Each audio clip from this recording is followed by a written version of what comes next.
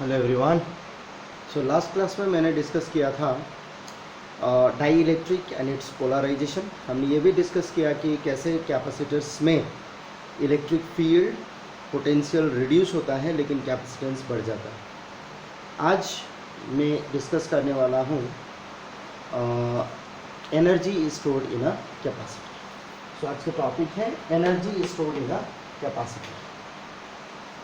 अब सोचो energy stored in a capacitor. एक कैपेसिटर को हम लोग चार्ज करने वाले हैं एंड जब उसको चार्ज करेंगे तो चार्जिंग प्रोसेस में या चार्ज हो जाने के बाद टोटल उसमें कितना एनर्जी स्टोर्ड हो रहा है ये हम लोग कैलकुलेट करेंगे। ठीक है, सो समझते हैं। सिंप्लिसिटी के लिए, इजी के लिए we will be taking a parallel plate capacitor. Okay, so we are taking a parallel plate capacitor. Taking a parallel plate capacitor. Plate is having area A and separation distance is D. ये दोनों plate अभी neutral है, तो obviously इन दोनों plate में कोई भी potential generate ही नहीं हुआ है। अब ये यहाँ पे यदि कोई एक चार्ज को लेके आया जाए तो यहाँ पे कोई भी वर्क नहीं होगा।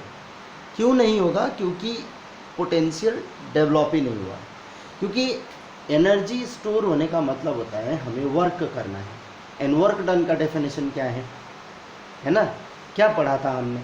इसी चैप्टर में पढ़ा था, और वो था कि जैसे पोटेंशियल क्या पढ़ा था हमने? Potential is defined as the amount of work required to bring a unit charge from one point to other point. एक पॉइंट से दूसरे पॉइंट में जब हम लोग चार्ज को लेके आएंगे तो जो भी वर्क करेंगे पर यूनिट चार्ज उसको हम इलेक्ट्रिक पोटेंशियल डिफाइन करते हैं। तो यहाँ पे तो अभी चार्ज ही नहीं है तो इलेक्ट्रिक पोटेंशियल होने का कोई क्वेश्चन ही नहीं बनता है। एंड वर्क तब होता है जब हम किसी के अगेंस्ट काम करते हैं। वर्क डन तब हम लोग मेज़र करते हैं जब किसी के अगेंस्ट काम करते हैं। जैसे एग्जाम्पल ये है कि इस मार्कर पेन को मैं अपने हाथों पे रखूं और इसको यदि मैं ऊपर की तरफ उठाऊं तो हम ये सोच सकते हैं कि हाँ मैंने कुछ वर्क किया। अब क्वेश्चन ये है कि मैंने कितना वर्क किया। तो हमने ये पढ़ा है कि जो मैंने ये वर्क किया उस वर्क डन को हम लोग mgh से मेज़र करेंगे, जिसको हम लोग ग्रेविटेशनल पोटेंशियल एनर्जी बोलते हैं। दैट इज़ mgh, जो हम लोग ऑलवेज मेज़र करते हैं। अब यहाँ पे हम लोग पोटेंशियल एनर्जी या पोटेंशियल जो हम लोग डिफाइन कर रहे हैं वो इलेक्ट्रिकल कर रहे हैं। तो इलेक्ट्रिकल में ऑलरेडी मैंने डिफाइन कर दिया कि उसको हम लोग वर्क डन करते हैं, है ना? अमाउंट ऑफ वर्क है जो करना पड़ता है चार्ज को एक पॉइंट से दूसरे पॉइंट में लाने के लिए अगेंस्ट इलेक्ट्रोस्टैटिक फोर्स। ठीक है, सो अब मैं क्या करूँगा, इन दोनों प्लेट को मैं कनेक्ट कर दूंगा एक बैटरी से या सेल से। इसका पोटेंशियल है V। अब जैसे ही मैं कनेक्ट करूंगा, as soon as I connect, क्या ये बैटरी फुल्ली डिस्चार्ज होगी, इसको फुल्ली चार्ज कर देगा एक ही बार में? Answer is no.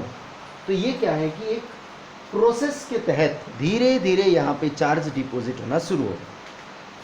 मान लीजिए यहाँ पे पॉजिटिव चार्ज एक स्टोर हुआ तो इसका इक्विवेलेंट नेगेटिव यहाँ पे स्टोर हुआ।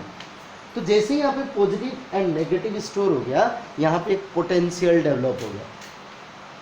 सिमिलरली फिर पॉजिटिव एंड नेगेटिव, ये स्लो प्रोसेस है ना? मान लीजिए एक सेकंड में एक चार्ज स्टोर हो रहा है, जस्ट मानने का बात है, एक सेकंड में एक चार्ज स्टोर हो रहा है। तो फर्स्ट सेकंड में फर्स्ट चार्ज स्टोर हो गया, सेकंड सेकंड में सेकंड चार्ज स्टोर हो गया, थर्ड में फिर चार्ज स्टोर हो गया। फिर टाइम बीतते जा रहा है, चार्ज स्टोर होते जा रहा है, टाइम बीतते जा रहा है, चार्ज स्टोर होते जा रहा है, टाइम बीतते जा रहा है, चार्ज स्टोर होते जा रहा है ना? तो मैंने माना कि ये जो चार्ज स्टोर हो रहा है टोटल चार्ज इसमें Q स्टोर होना है, और मैं मान रहा हूं कि dQ के रेट से, है ना, charge gets deposited at the rate of dq, है ना? dq अमाउंट पे चार्ज स्टोर हो रहा है, तो पहले dq स्टोर हुआ, फिर dq, फिर dq, फिर dq, फिर dq, फिर dq। करते करते करते करते करते करते मान लीजिए यहाँ पे Q चार्ज स्टोर हो गया, charge gets deposit at the rate of DQ after some instant, है ना, after some instant Q charge gets deposited. अब जैसे ही यहाँ पे Q चार्ज डिपॉजिट हो गया ना, इन दोनों प्लेट के बीच में एक पोटेंशियल डिफरेंस क्रिएट हो गया या पोटेंशियल क्रिएट हो गया। मैंने इस पोटेंशियल को नाम दे दिया V डैश। V डैश कितना हो गया? Q by C, where C is the capacitance, है ना। This storage of charge created a potential of V dash which is Q by C, and C is a capacitance, ठीक है, Q is a capacitance। जब already यहाँ पे V dash potential difference या potential develop हो गया, after ये deposit होने के बाद मैं फिर ये सोच रहा हूं कि यहाँ पे अभी भी DQ चार्ज गया और ये DQ चार्ज, क्योंकि देखिए DQ चार्ज जाते ही जा रहा है तब तक जाएगा जब ये पूरी मतलब यहाँ का पोटेंशियल और यहाँ का पोटेंशियल इक्वलाइज ना हो जाए। जब तक पोटेंशियल में डिफरेंस है तब तक चार्ज फ्लो करेगा, जब पोटेंशियल डिफरेंस 0 हो जाएगा, मतलब 2 पॉइंट का पोटेंशियल जब कांस्टेंट हो जाएगा तो चार्ज जाना बंद हो जाएगा।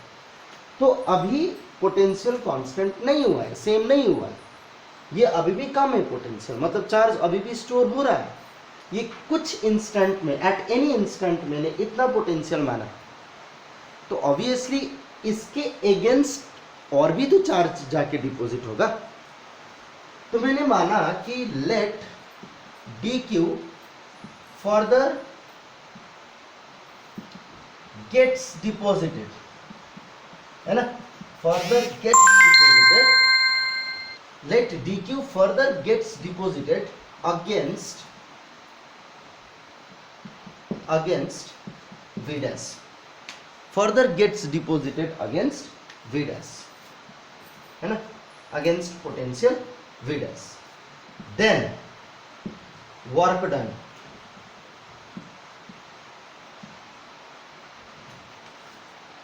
to do this will be कितना होगा? dW is equal to potential times DQ। अब ये पोटेंशियल का वैल्यू कितना था?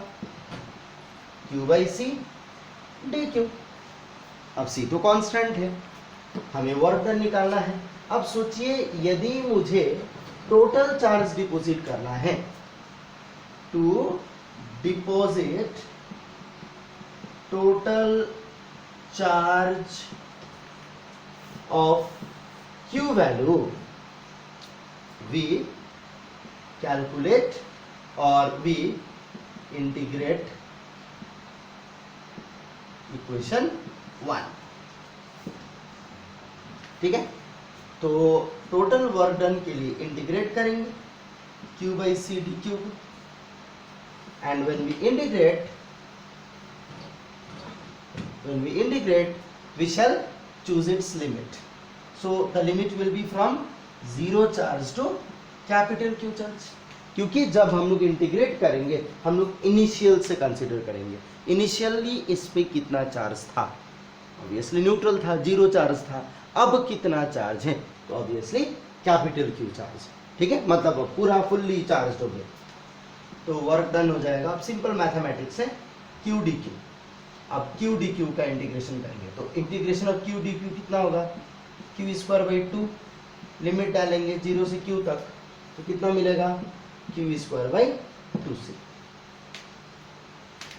ये जो Q स्क्वायर बाई 2C है, इसी को क्या बोलते हैं? Potential energy stored in a capacitor, ठीक है।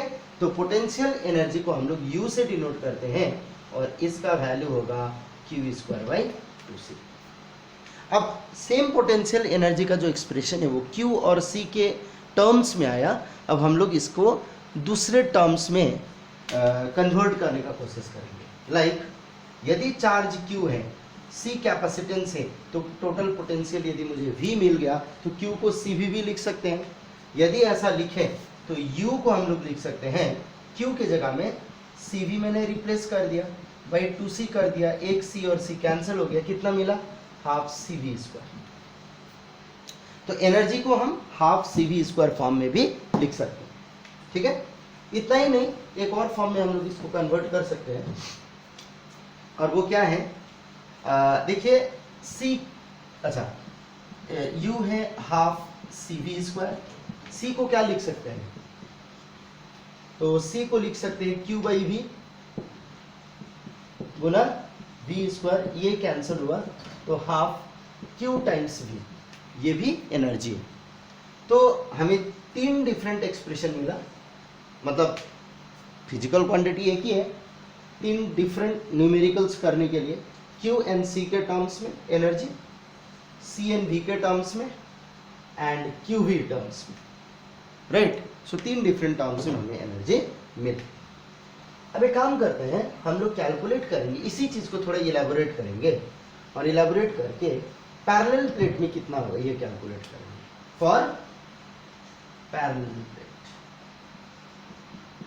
ठीक है, पैरेलल प्लेट। सो किसी भी कैपेसिटर में जो एनर्जी होता है वो हाफ CV स्क्वायर होता है। पैरेलल प्लेट में C का वैल्यू होता है epsilon naught A by D, मैंने डाइलेक्ट्रिक नहीं लिया है, ठीक है, epsilon naught A by D. And जो पोटेंशियल है वो पोटेंशियल होता है E times D, where E is the electric field, D is the distance, और ये सेपरेशन है ना। दोनों रिप्लेस कर देंगे यहाँ पे, तो U मिल जाएगा हाफ, C के जगह में ये हो गया, V के जगह में E टाइम्स D का होल स्क्वायर हो जाएगा। जब इसको सॉल्व करेंगे, epsilon naught A by D Guna E square D square cancels, हमें मिला half epsilon not E square AD। ये होता है energy stored in a parallel plate capacitor. अब एनर्जी डेंसिटी निकालेंगे, energy density.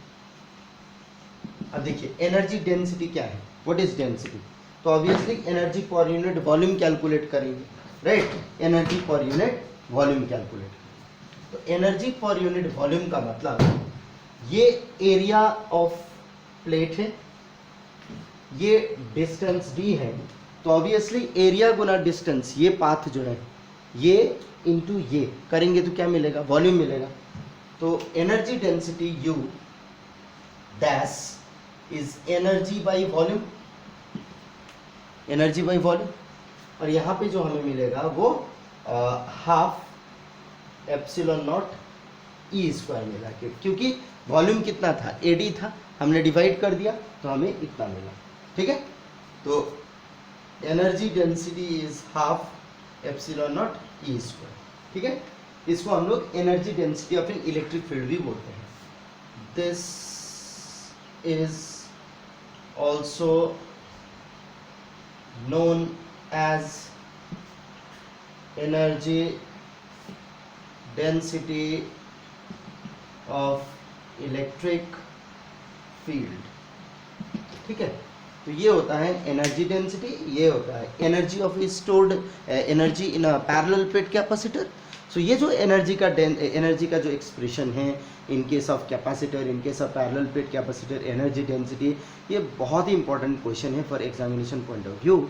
So I suggest you to go through it very nicely because this may come for 5 marks, and you should practice numericals based on this.